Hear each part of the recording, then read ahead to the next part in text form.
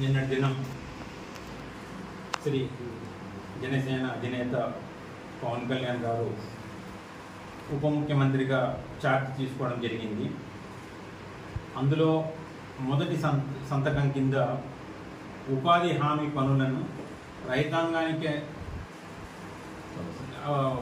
Link చేస్తూ తీసుకున్న ఆ కార్యక్రమం ఎంతో అద్భుతమైన ఒక నిర్ణయం. అది దేశ చరిత్రలోనే ఇది రైతాంగం పట్ల ఒక అద్భుతమైన నిర్ణయంగా దీన్ని భావిస్తున్నాం.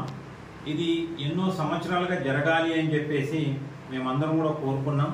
అది నిన్నటి రోజు జరగడం చాలా సంతోషకరం, చాలా అభినందనీయం.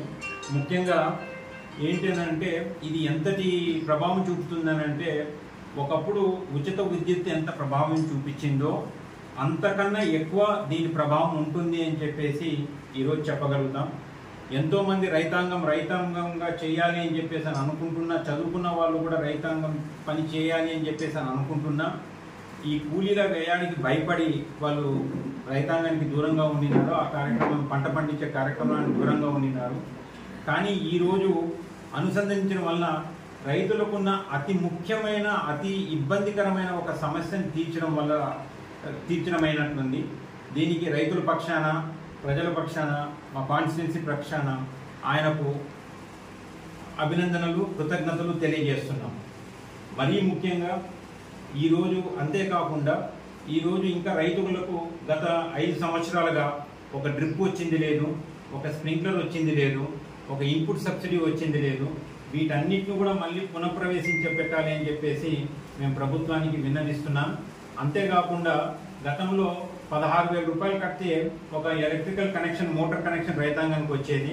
అది ఈనాడు అన్ని రకాలైన ఖర్చులు, డీడీలు కట్టడం కానీ లేదనంటే లోపాయకార ఖర్చులు కానీ వీటన్నిటిని చేసి దాదాపుగా 3 లక్షల రూపాయలు ఒక్కొక్క రైతు నెత్తిన మీద ఛార్జెస్ పడుతున్నాయి.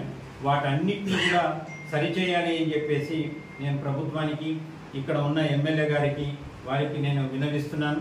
ముఖ్యంగా ఎమ్మెల్యే గారిని కూడా నేను అభినందిస్తున్నాను, ఆయన గెలిచి రావడం. సో ఆయనకు నాకు ఇంకొక విజ్ఞాపం ఏమనంటే, గుత్తి ప్రజలు తాగునీటి సమస్య చాలా ఇబ్బందికరంగా ఉంది. దీనికి నా సూచన ఏంటంటే, గుత్తి చెరువుకు ఆల్రెడీ ఆ రోజుల్లోనే మేము నీళ్లు కేటాయింపు తీసుకొచ్చి ఇవ్వడం జరిగింది, ఛానల్ చేయించడం జరిగింది. సో అంచేత గుత్తి చెరువు కింద ఎలాగూ పంటలు లేవు.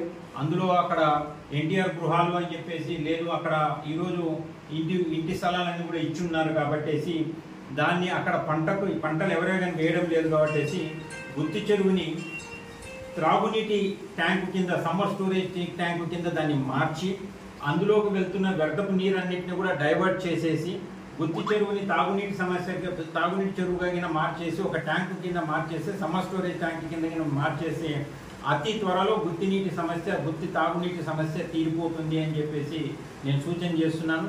సో దయచేసి అందులో దీనికి ఏంటంటే డ్రింకింగ్ వాటర్ ఆల్రెడీ అలికేషన్ ఉంది, గుత్తి చెరువుకు ఆల్రెడీ అలికేషన్ ఉంది, చెరువు అంతా కూడా అన్ని రకాలుగా కట్టిపెట్టి ఉన్న అన్ని రకాలుగా రెడీ అయ్యి ఉంది.